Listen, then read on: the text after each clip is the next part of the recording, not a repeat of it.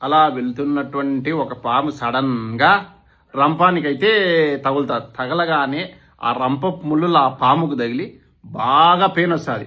Pain వచ్చినప్పుడు ఆ పాముకి ఏమవుతుంది అంటే చాలా కోపం వచ్చి కాటేస్తుంది, గట్టిగా కాటేస్తుంది. ఇంకా గట్టిగా కాటేయాలని చూస్తుంది, కాటు వేసేస్తుంది కూడా.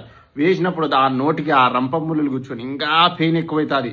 ఇంకా పెయిన్ ఎక్కువ తట్టుకోలేని ఆ పాము ఏం చేస్తుందంటే ఆ రంపం ఉంటుంది కదా, ఆ రంపం మొత్తానికి చుట్టేస్తుంది అనమాట. చుట్టేసి దీన్ని ఎలాగైనా చంపేయాలి, నాకు నొప్పి కలిగించింది ఇది అని ఆ రంపానికి మొత్తం చుట్టుకుంటుంది. చుట్టుకున్న తర్వాత ఏమవుతుంది, ఆ పాము అలాగే చుట్టుకొని మళ్ళా పెయిన్ ఎక్కువైపోతూ ఉంటుంది అనమాట. ఆ ముళ్ళులకు పెయిన్ ఎక్కువైపోయి లాస్ట్కి ఆ పాము కట్ అయిపోతుంది. బాడీలోని ప్రతి పాటు కట్ అయిపోయి చచ్చిపోతుంది. అలాగే నువ్వు కూడా ఏం చేయాలంటే, నిన్ను ఎవరన్నా ఏదన్నా మాటలతో హర్ట్ చేసినప్పుడు అక్కడి నుంచి సైలెంట్గా వెళ్ళిపోవాలి.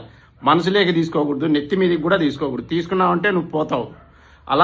అలాగే చిన్న చిన్న కోపాన్ని నువ్వు కంట్రోల్ చేసుకోగలిగితే నేను బ్రతకగలవు.